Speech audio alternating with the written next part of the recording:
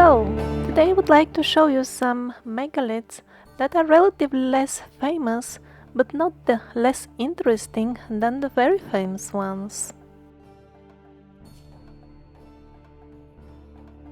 For example, Castle Montfort, where again the walls of primitive stonework are built on the top of older bases, which has been with much more precision and larger blocks. And the megaliths of the Temple Mount. These blocks on the right side weighs more than 600 tons, and yet they are assuring us that it was all built with the help of this type of cranes.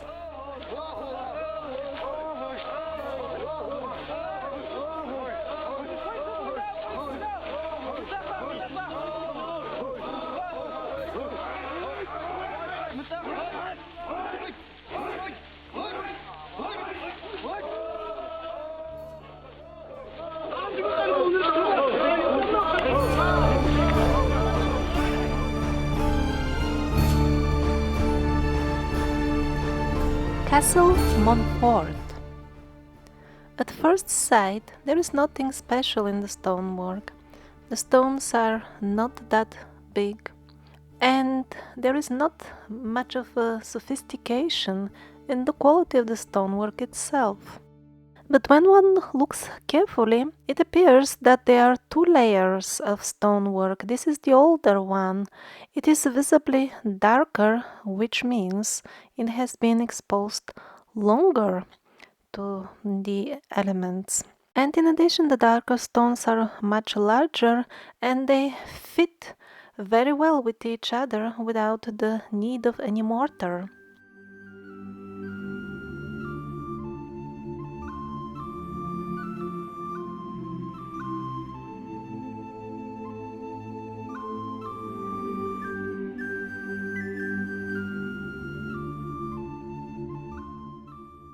The brighter colored reddish walls were clearly built around something that was already a ruins, or something that had originally a completely different design than what we see now, like this big chunk, 8-cornered megalithic structure, actually a couple of them. Clearly, if you see how the walls are built next to them, it doesn't fit the original idea. These 8-cornered things were not made with the intention to put monkey quality work that would cover them later on.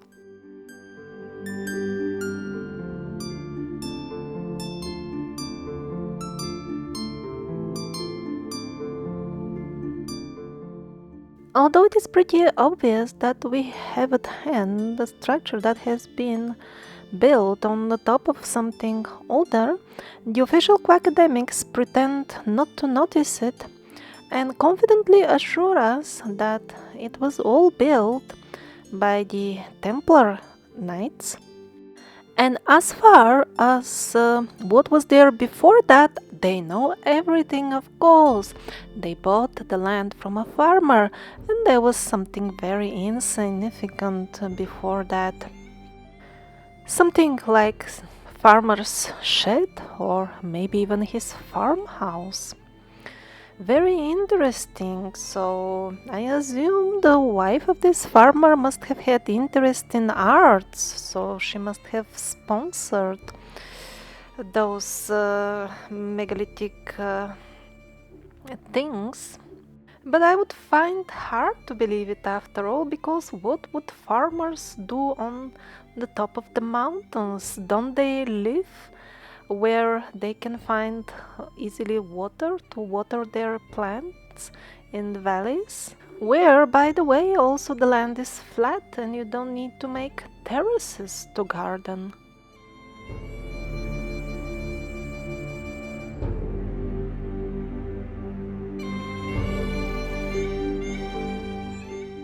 No wonder that only minimal excavations have been conducted at the site, and those were many years ago. Why would you dig if you don't want the people to know the real history? But they built this wall on the right side for the purpose of exciting the imagination of the tourists. Well, this time they were pretty straightforward and honest, and they frankly told us what are all their academics stories all about, exciting the imagination, not about finding out the truth about our history. Below the mostly red-colored ruins on the top lie large stones that were part of the original old construction and fell down here when it was destroyed. The picture is very similar to that of the Nimrod fortress, which I showed in one of my recent videos. Although Castle Montfort is not as impressive and as big as the Nimrod fortress, they clearly belong to the same style, the style of Baalbek, and they met the same fate, both of them and Baalbek as well, because that was the fate of Baalbek too. It was rebuilt and destroyed a number of times. And where is Castle Montfort located anyway? Looking at the Gothic arches, I would guess maybe somewhere in France? But no, it is in the heart of the Middle East. What is it doing there? The official answer to this question is, of course, foreigners must have come and built it. Is there any other way? But looking at the amount of fortresses and castles in this full region, in this style, it becomes clear that they are just so numerous that there must have been so many so-called foreigners that actually the right wording for this would be the local population. Everybody has heard about Baalbek, the mysterious Baalbek, but very often it is presented as some sort of an isolated example to make it look more mysterious. But in reality, there are many structures that are built in the exactly same style. On the left hand side, you see one of those Baalbek style trilithons, enormous stones, and all this is in the underground portion of the Temple Mount of Jerusalem. This is one enormous huge stone. Was this stone quarried and then transported, or was it just cast out of cement, beton, geopolymer, something like that? We don't know. There is a port also allegedly built by Herod the Great, who allegedly built the Temple Mount the way we see it nowadays. So over there, a group of American historians, um, after studying it, reached the conclusion that Herod the Great was actually casting that port out of beton. I don't know if that's true, but there is a possibility that casting stone and quarrying it were used parallel along each other, like in the case of Egypt. The tests and the experiments by Joseph Davidovich in relation to the origin of the Giza stones used in the Great Pyramid of Giza is very interesting in terms of using geopolymers in ancient building. Actually, the underground of the Temple Mount, of course, we have an access to a very small portion of it, but even that is at places few stories deep with all kinds of things inside. Very often on the ancient megalithic structures, we see those typical holes, so apparently they were used to insert wooden beams in them. Apparently a few pieces were left behind and they got petrified.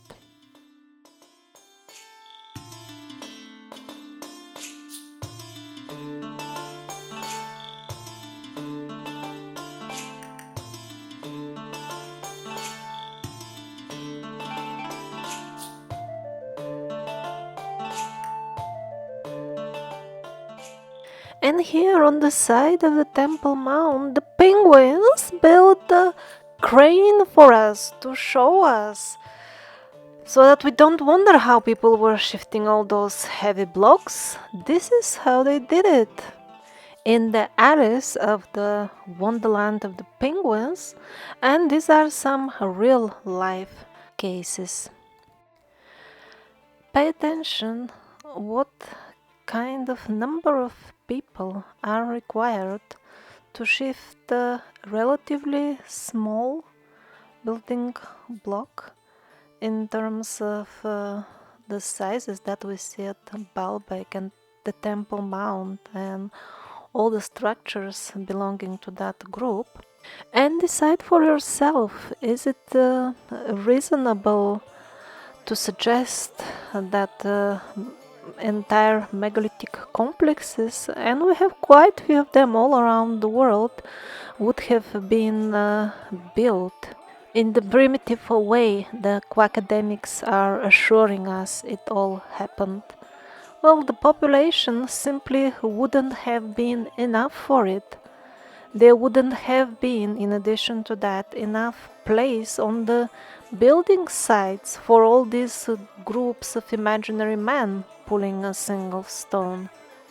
In addition, the complexes themselves wouldn't be finished in a reasonable amount of time, like, let's say, at most, the lifespan of a human being. I mean, people don't plan buildings that would be completed after 5 generations.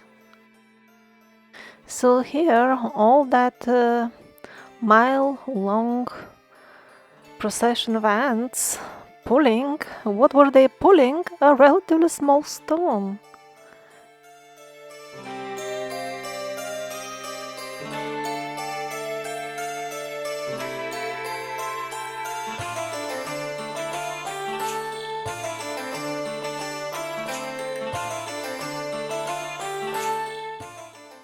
And we're not talking about just a handful of huge stones in the underground chambers. The entire complex of the Temple Mount is actually quite big and impressive, enormous megalithic structure. It obviously belongs again to the Baalbek group of sites. The style is identical to that of Baalbek and the size of the blocks as well. And its story seems to again resemble that of Baalbek and the Nimrod fortress and all the others.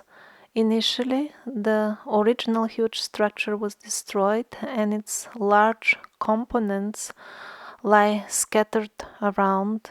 They don't want to dig and excavate them fully. They are not interested in uncovering the real history of the Temple Mount and instead bamboozle people with unbelievably funny stories, actually, that I'm gonna tell you shortly.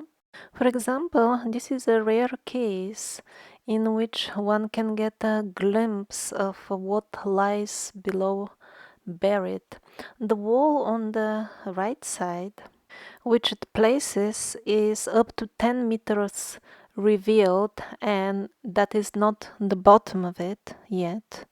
So next to it on the left side, There is another wall which has been placed later because again we have multiple layers of building. Obviously the one on the left belongs to the more recent periods because it is of monkey quality.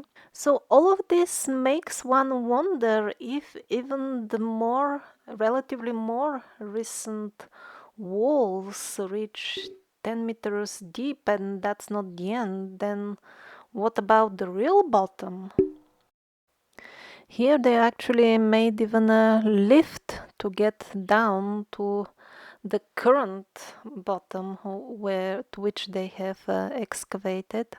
And again, this image is very informative. Just compare the quality of the old work on the right side with the wall on the left, and they're telling us that they were built at the same time by a king called Herod the Great. And with great confidence, the academics will provide you exact years in which everything happened and other minor details, how they were making offers to the god while they were building it. And I even read this today. It's an amazing joke. Actually, the priests built it. It was so sacred. So, okay, the priests built those megaliths using this crane. Great. So let me tell you more jokes about Herod the Great because they are just fantastic. So this is again in the complex of the Temple Mount. We see ruins of something that remarkably resembles actually the Osirian of Egypt. And behind this Osirian-like something, you can see there are excavations and there are remains of that wall, the bottom of which has not been reached yet by any of the excavations. So when we put all this together, it turns out that Herod the Great built this wall and then buried it with at least 10 meters thick layer of soil. And then on the top of that soil, he built his Osirian-like structures. How smart! And then while Herod the Great was planning all these smart moves, his priests who were building the temple apparently weren't that good in shifting megaliths with toy-sized cranes. So he must have cooked few batches of them into sacrificial offerings for the gods. And that explains why different portions of his complex appear to be built as if by people who have never met each other, like completely different building standards. There are also this type of structures in the Temple Mount complex, absolutely primitive work. Apparently, the later batches of priests were not that good. And I don't know what kind of priests he sent to build the other buildings that allegedly belong to him, according to the academics, buildings that are also attributed to Herod the Great. I mean, they are of such a quality that there isn't a single proper right angle in them. This type of chaotic low-grade construction can barely compare to the precise work on the lower layers of the Temple Mount, where we have a single stone with such a large surface, and it is very well measured. It is not wavy, it is very perfectly flat, although not polished, it is flat. But apparently such details don't make the penguins think that actually this could be a work of different people. So what's going on the east side of the Temple Mount? It is locked close, no access at all, even with bribe. So we're told officially that the Arabs are building mosque over there. And so these are some sort of ramps, modern, that are being built in order to facilitate the visitors of the future mosque. Now, what's going on in reality, as reported by the Russian group of Lai, is that apparently there is some sort of serious equipment for cutting stone down there, because from inside they're dragging stone for this ramp. And what kind of stone is that? It appears that these are chopped off ancient big blocks. The cutting marks that you see on the stone are modern. This is an example of ancient columns that came out chopped from down there. So who knows, maybe after all there are intensive excavations going on. We just don't know about it.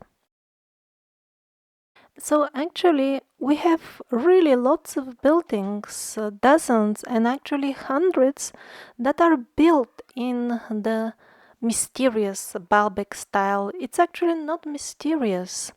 As such, it simply doesn't fit the official stories we are told about the so-called Roman and ancient Greek style of construction, and then the so-called new classical. So when we are fed with such wrong um, ideas to classify things to start with, then it becomes very difficult to find out the truth. Ancient Greek style, what does it mean? This is extremely confusing. There are more buildings, much more impressive and much greater in numbers in this style in Turkey and in Asia Minor as a whole than in Greece as such. Why is it called Greek? It has not been invented in Greece as well, because as we saw in the first episode of The Survivors, the culture that we classify as ancient Greek was nothing else than the later stages of decay of this older and more advanced culture. I call them the survivors or the nature people. In the beginning, when they still had some of the old knowledge, they could build things the size of Baalbek. And all over Asia Minor, we have very impressive buildings. People in general just don't know about them because they're being treated as minor, insignificant local history, while the so-called ancient Greek and ancient Roman are considered world history. And this so-called Roman style of architecture, this is again extremely misleading labeling, because neither Rome nor the alleged fantasy Roman Empire had anything to do with inventing this style. That's why it is found in much greater concentration in Asia Minor, where much more buildings in this style, much bigger building blocks, are to be found. It's absolutely ridiculous to believe that Rome was center of all this. The Roman emperors, their magnificent palaces are built of mud bricks. So what they commissioned buildings of much higher quality and built of solid stone in the very periphery of their alleged Roman Empire, because there are no direct proofs of its existence actually, in areas that were right on the edge of this imaginary empire, and that they actually supposedly ruled for a very short time, very short periods of constant war and upheaval. So they didn't build their own city, and they sent all their best builders at the battlefield to hastily construct magnificent buildings in a couple of weeks or a couple of months. For more details, see the Roman Empire episode of The Survivors.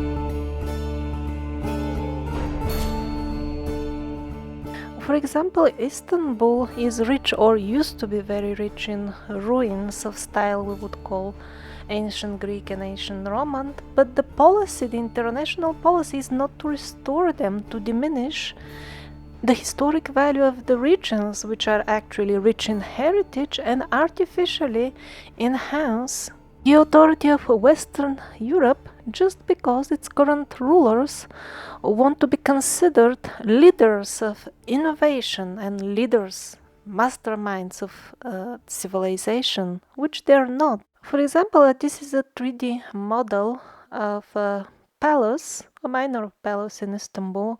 When this is in Italy, of course, it will be restored with high quality and it will be all over the tourist brochures. So even in the age of photography, there were parts of the palace, of the Bucolian palace, still standing. And then very quickly, literally in front of our eyes, these are the huts on the place of the palace where the dogs are. That used to be the palace. And what happened to its parts? Here you see the columns and the engraved borders. This is what happened to them. And this has become the fate of many magnificent effigies just because they are in Western Asia, where they don't enhance the authority of Western Europe. And in more recent times, USA, of course, that's an extension of this very same party of Western Europe that organizes all this.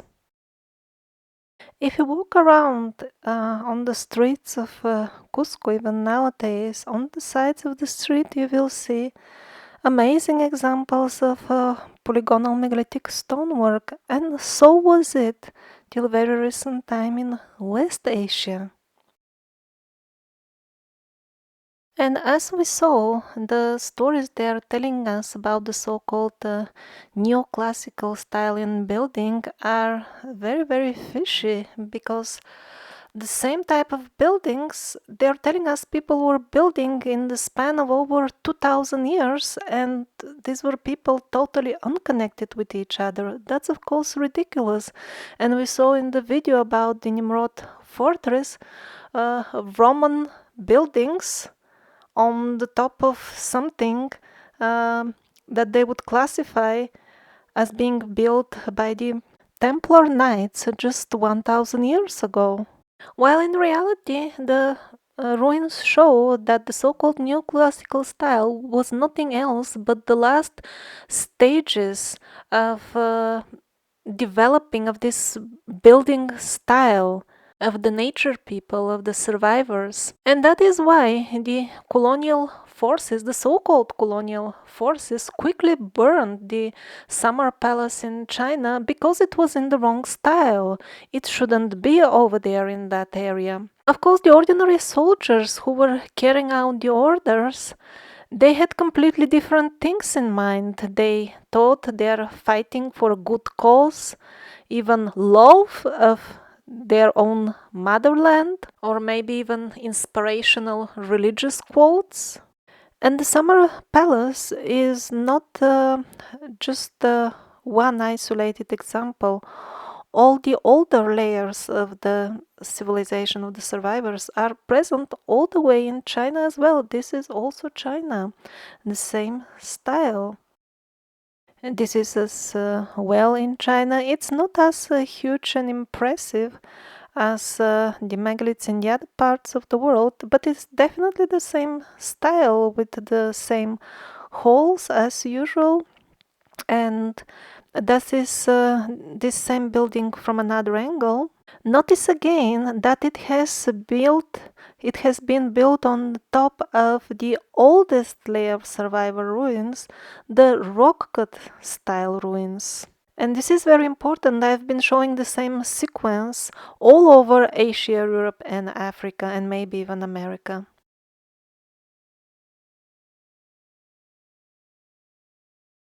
This is your polygonal stonework in Korea.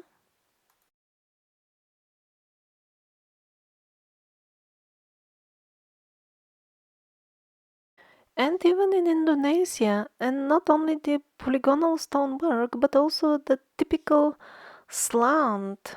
The angle of the slant seems to be the same as the similar buildings all over the world. And here is your Peruvian, Turkish looking polygonal stonework now in Greece. So, what I'm getting at, this was a worldwide culture. There is a clear connection. It's not just one parallel. The parallels are so numerous. The slants, the polygonal style, the lack of mortar, the perfect fitting of the stones, and so many other elements. And most importantly, the old techniques were never lost. We knew how to do exactly this stonework till very, very recent times, even during the age of photography. Perfect examples of that would be Fort Gorazda and the mysterious polygonal wall in the village of Chusovoy. You can see my videos about them. And the video about the French aqueducts would be also relevant to all this. And the other very interesting example from Siberia when they were rebuilding it. So you can see what they were building. It is clearly in new classical style. And how are they building it? They're casting it out of the materials that they can find in the surroundings. The history of cement and casting out of it, the official one, is total and shameless lie. And it has been very important for the forces of evil to make us forget these environmentally friendly techniques, so that we become cornered and totally dependent on building methods which only use selected polluting materials, materials that can be only obtained from the central supply, so to say. They want to sever every possible connection we have with Mother Nature, to make us totally dependent on devilish technologies. Also, they want us to forget how to make durable and beautiful homes, so that we are forced to live in ugly, polluted flats which fall apart in a couple of decades. Also, this will keep us busy rebuilding them all the time, so that we don't have time to sit and think about who are we, why do we incarnate as souls here. And so at the end we will even forget to ask this question: is it possible to even live on a clean planet in peace? So let me show you a few more photographs illustrating what happens to ruins when they are at the wrong place, that doesn't fit the stories we are told.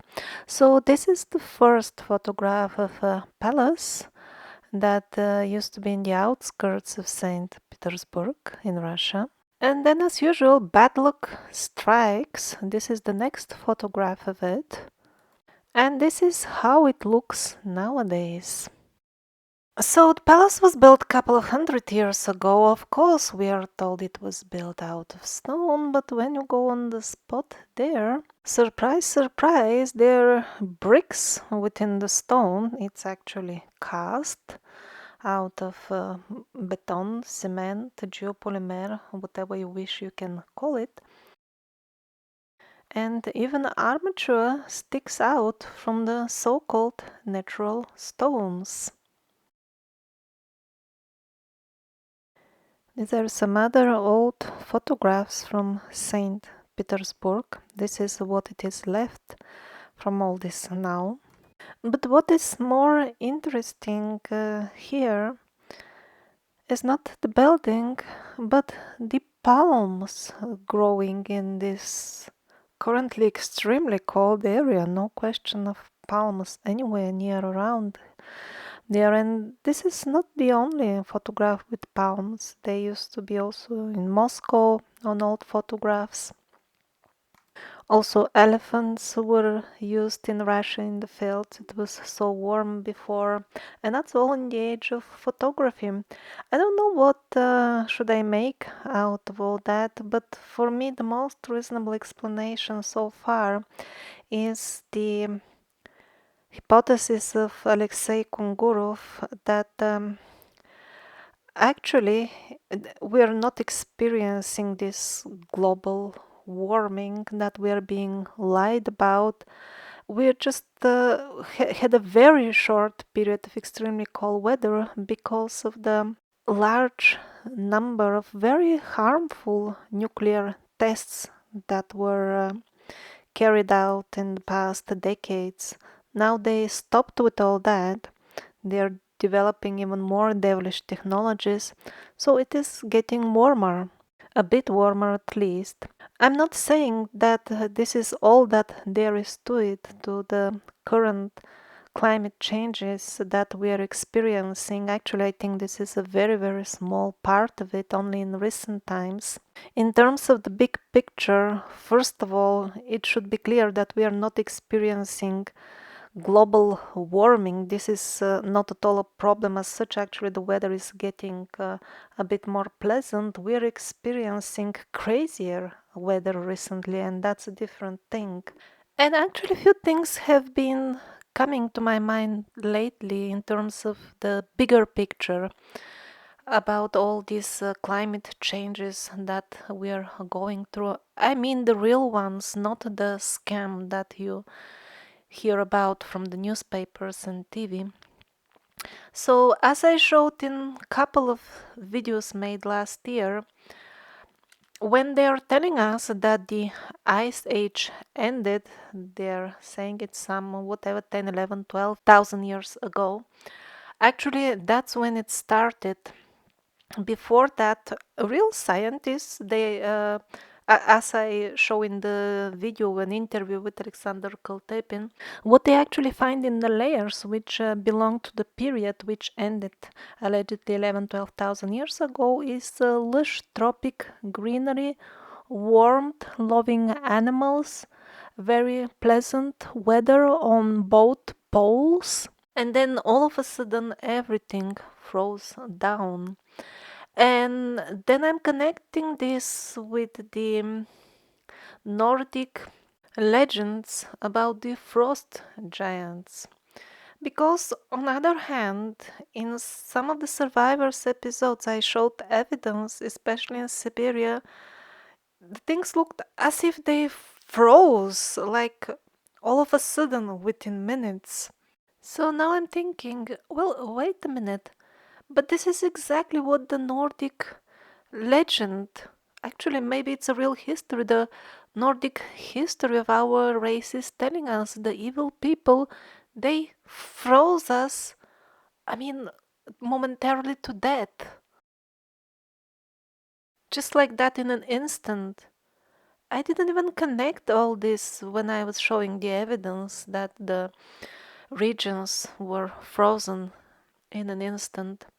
And yeah, there is a good reason for which the evil forces which currently rule the planet are very worried that it may get warmer and pleasant, that the earth weather may come back to balance. And don't worry, if that happens, it won't submerge half of the continents underwater. That is just one of the endless lies that they're filling our brains with. Another one is to blame the carbon dioxide for the crazy and extreme weather that we are experiencing lately. This is just a clever trick to blame a natural element which is actually beneficial for plants, and in this way further clog our minds with intellectual garbage information so that we can't even think about what is actually going on. And what is actually going on? Humanity, unaware of its real history, is falling in the same traps it fell many times before.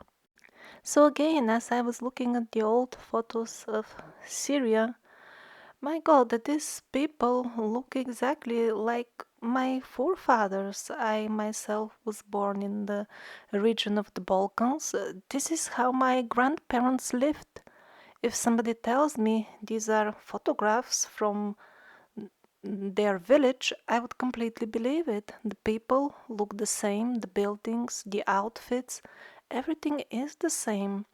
So, this worldwide culture of the nature people, of the survivors, it was here not very long ago, and we are being convinced, lied to by TV, by the mass media, that we are different, that we have to fight over cultural and religious differences, which are actually only artificially manufactured just to make us go to war, make us fight, and we believe it.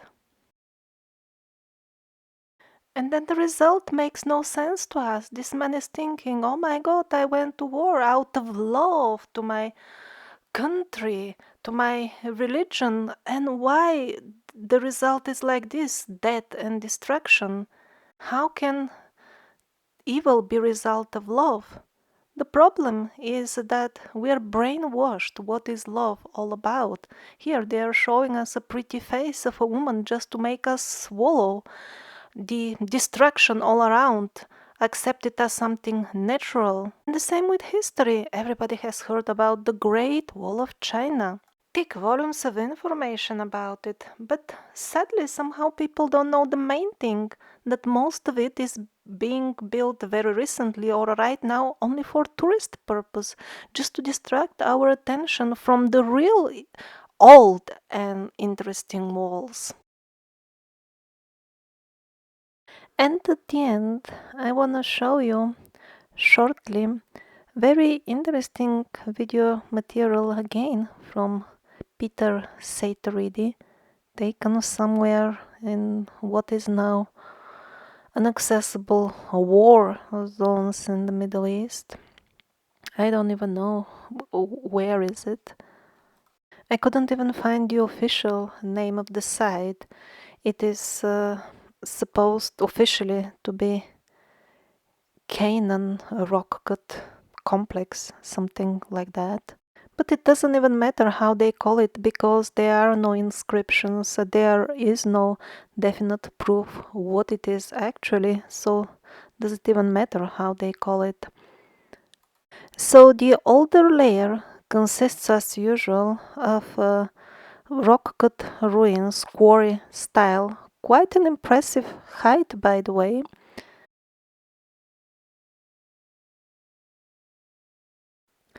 And again, this round, they look to me like wounds, like as if some weapon has been hitting it. Very few researchers even address this issue. Why are they found always on very old historic sites and always on sites that don't fit well with the official stories that they're telling us?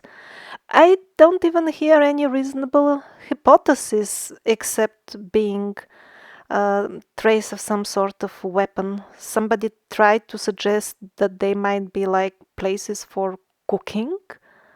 I don't know, sometimes they are found by thousands next to each other. Heroic cooking must have been going on in this place. I mean, something like cooking for Obelix and Asterix or something like that.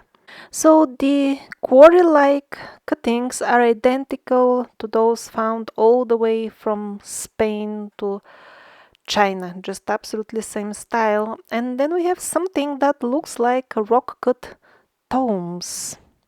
So are they really burial chambers or not? I don't know for sure. But what is interesting is that they are one-to-one copy to the same structures that we saw in Italy and also Spain. This I want to show you in all my videos, that this was a culture spread over continents, a single culture. Look at this alleged necropolis.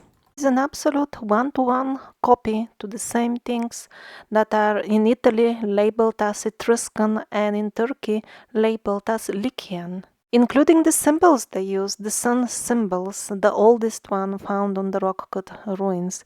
They are also same everywhere you go with this culture. And the border, look at the border, the decoration element of this alleged Canaan necropolis. This is one-to-one what we call Etruscan border here in Europe. Even minor details are identical. Look at this T-shaped kind of a gate or whatever. How come the Etruscans, which supposedly were simple people, not traveling to the Middle East daily, how come they made the same design gates with the same T-shaped border on the top? And by the way, we have the same design in Egypt. And even here, all the way in Libya, we see identical borders, not just similar, but identical on identical rock-cut domes. And probably I see some hint, maybe even the border is again T-shaped. The internal space design also absolutely identical. The columns 100% identical.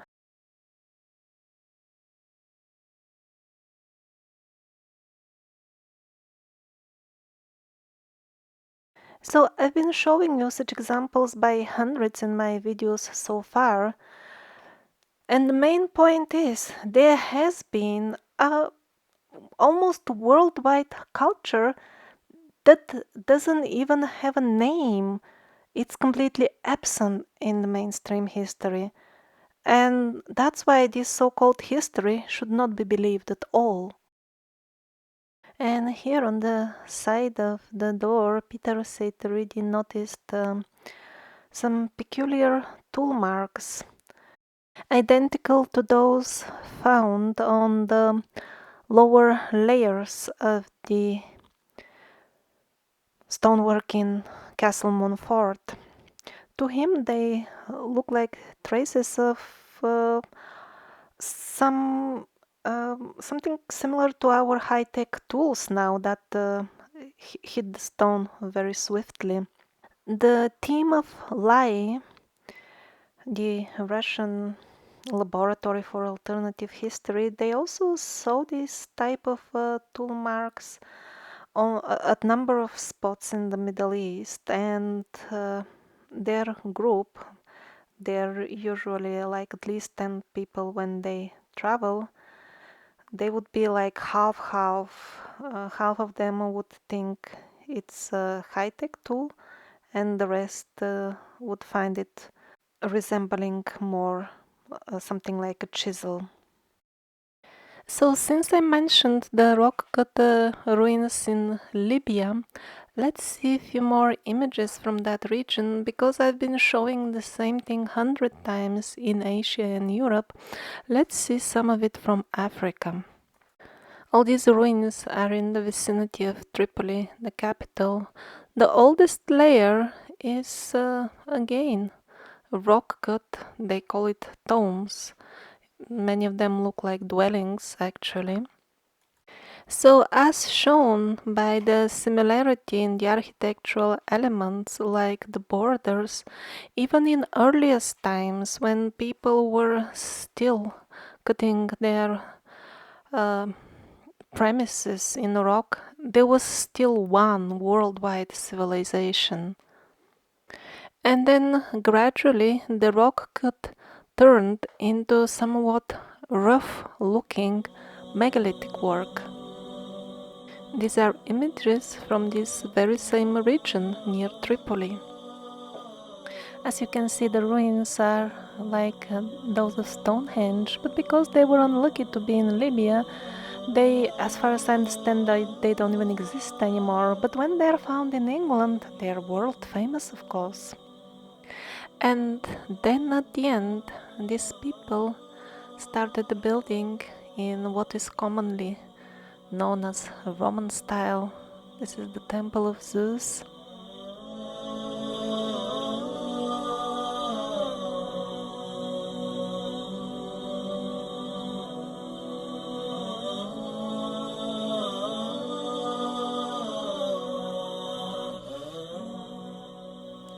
Or Leptis Magna, again in Libya, an entire city built in this style, with way more ruins than Rome in Italy itself, and yet the mainstream penguins have managed to somehow put it in such context that it will look Roman, as if the credit goes again to Western Europe. So while browsing the photographs from the Libyan rock-cut ruins, something caught my attention. Look at these stones in the front. At first sight, they look as if these are natural fractions in the stones.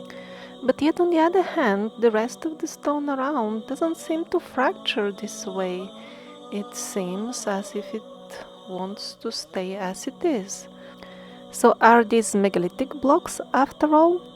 It is hard to say, judging only from photographs about this site in particular, but in my previous videos I showed you absolutely same looking sites in Armenia, Turkey and Spain, and those have been examined and have been confirmed that these are actually megalithic blocks, and they look absolutely the same.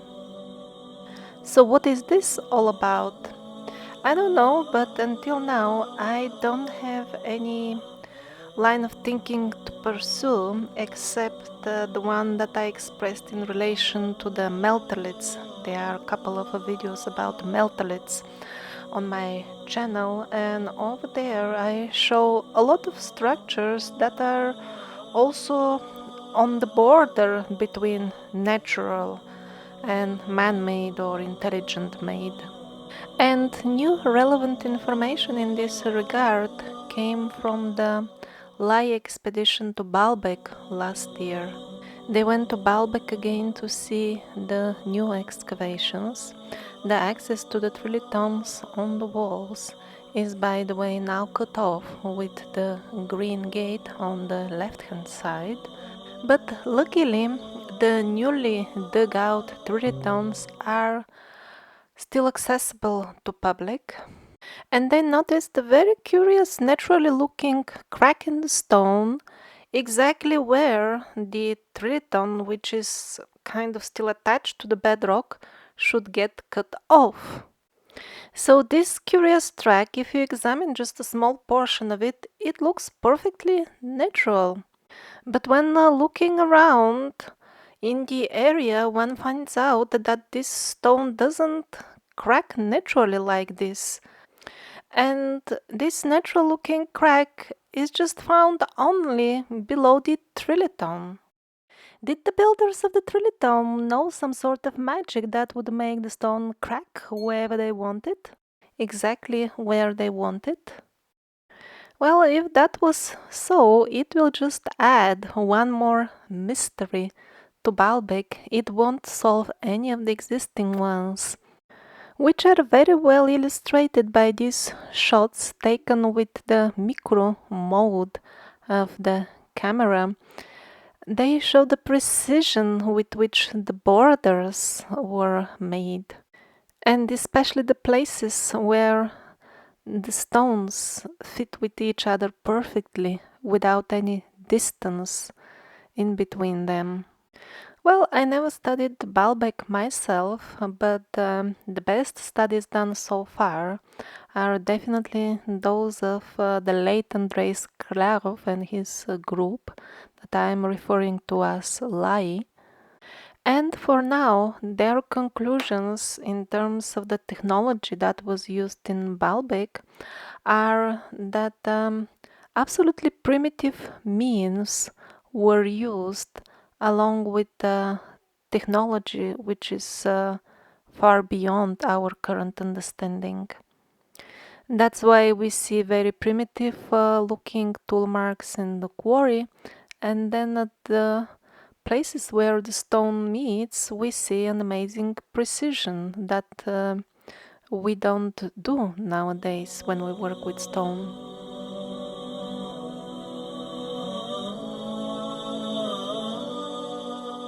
And just by casually browsing photographs of citadels in the region, again, this is in Syria, the fortress itself looks like it is built in the later stages. Although it is in the same style as the Nimrod fortress as Baalbek, but the stones are not as big. But what I noticed is that what they call nowadays moat looks more like an ancient rock-cut road, actually. Just look at its sheer height, and also at its coloring. The stone is much darker than the stones of the fortress. And when people were building fortresses with such small stones, they were not doing a rock cutting the height of I don't know how many stories. So who knows, maybe this citadel is yet another out of the many that was built on much older rock-cut ruins. Well, certainly this region is very rich in very old history. I hope I can really fulfill my intention and make an expedition to this region in the autumn this year.